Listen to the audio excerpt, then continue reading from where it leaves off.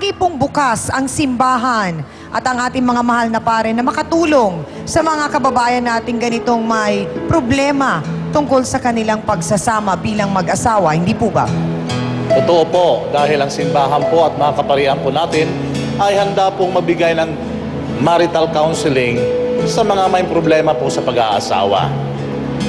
Ngayon, ikaw, Mang Jenny, ang Panginoon po ay nagbigay sa iyo ng responsibilidad na pasanin mo ang krus ng pag-aasawa dito po kay Aling Rosalita. Ngunit anong nangyari, medyo nabigatan ka sa krus na ito, ay inalok mo si Aling Lucy na tulungan kang pasanin ng krus. At kayo'y nagkasala.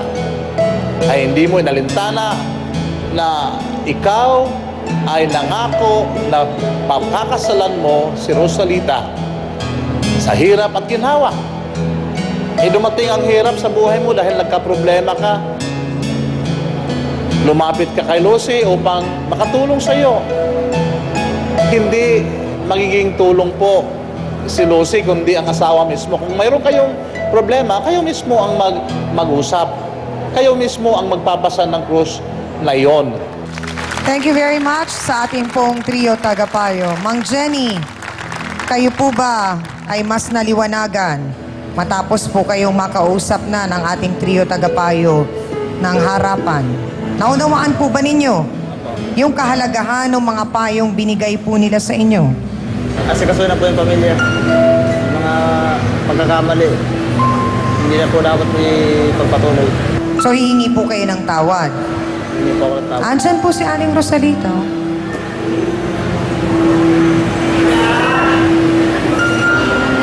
Patawarin mo sana ako sa...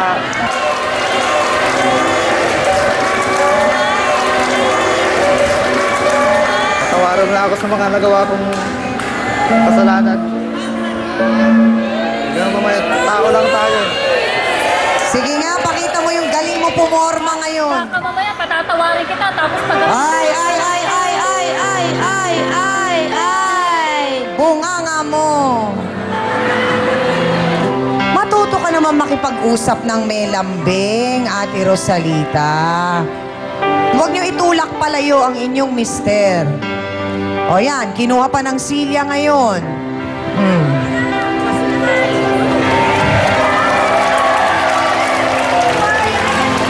Aling Rosalita, 20 years ago, ilang taong ka no? Kasi mga dyan, baka...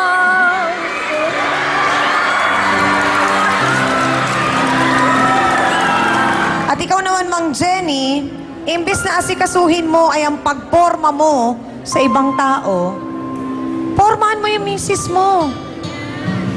Ikaw naman, Lucy, gusto mo pa ba na magkabalikan kayo at magkaayos ni Leo? Ako po, ma'am, ayoko na. Basta lalayo na lang po ako sa San Jose. So hindi na rin ikaw makikipagbalikan kay Leo. Bakit? Ayaw niya na sa akin eh. Leo, yun na ba ang final na decision mo? Decision ko na po yun, ma'am. Malungkot man kaming narinig yon, pero tatanggapin namin ang desisyon mong yon. At bilang babae sa babae, Aling Rosalita, may nais pa ho ba kayong iwang mensahe kay Lucy? Alam mo, Lucy, di ko rin masisi yung nangyari sa inyo ng asawa ko eh. Kasi, yun nga, may kasalanan din sa akin eh. Dahil may nakita ring butas kung ano man yung nakita nila na yun. Kaya lang, gusto ko lang sanang mangyari, pag dumating yung takdang panahon na sa'yo na yun, maging maayos lang ang maging buhay mo. Huwag na yung ganito na may pamilya yung tao, may anak. Kita nyo naman, alam natin kung gaano kasakit para kay Aling Rosalita yung ginawa ni Lucy. Pero narinig nyo yung kanyang salita, inisip pa rin niya sa kahuli-hulihan na magkaroon ng maganda at maayos na buhay si Ate Lucy. Pagdating ng araw na mahanap niya na yung taong talagang nakalaan para sa'yo.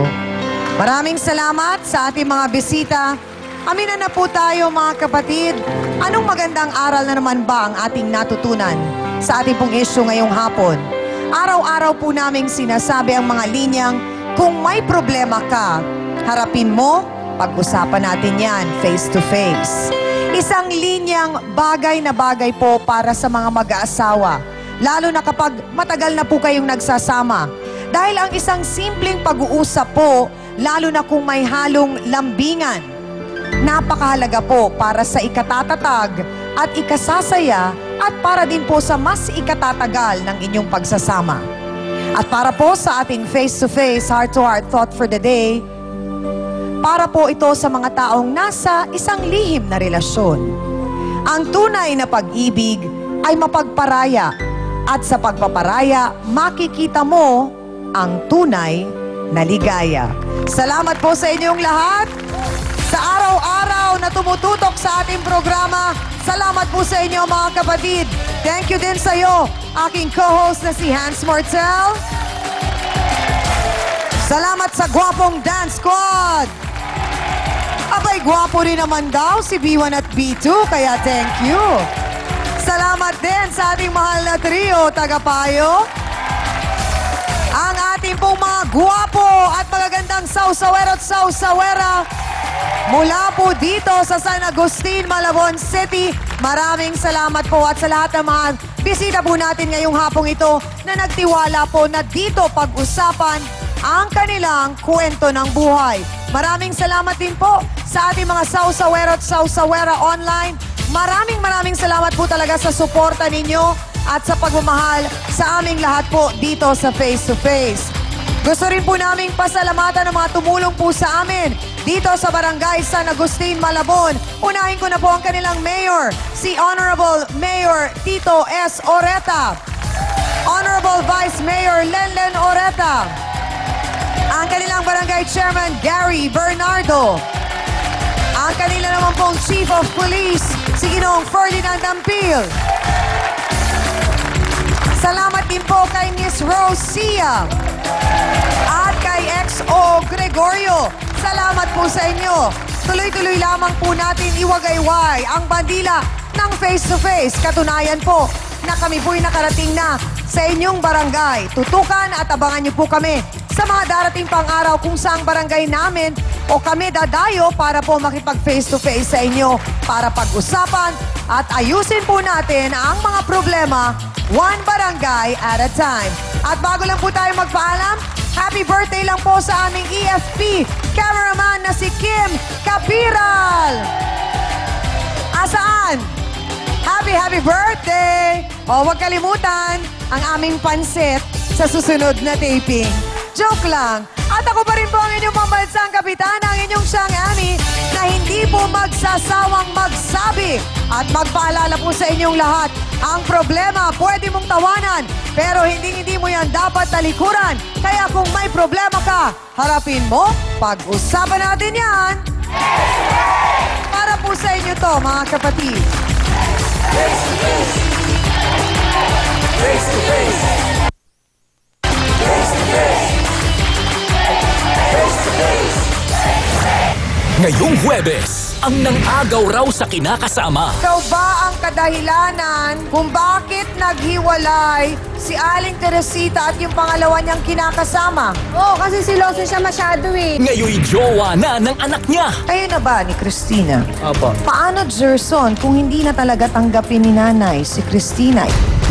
May patutunguhan kaya ang pagsasama nila? Wala kang trabaho ngayon, Gerson. Opo. May trabaho ka? Wala rin po. Hindi kayo mabubuhay sa pag-ibig lang. May nagtanong sa akin sa Facebook, Chang, mag-a-apply po ako sa TV5. Kailangan ko po bang pumunta dyan? Maghanap ka ng trabaho, pupunta ka! Face to Face, ngayong Huwebes, 4:30 p.m.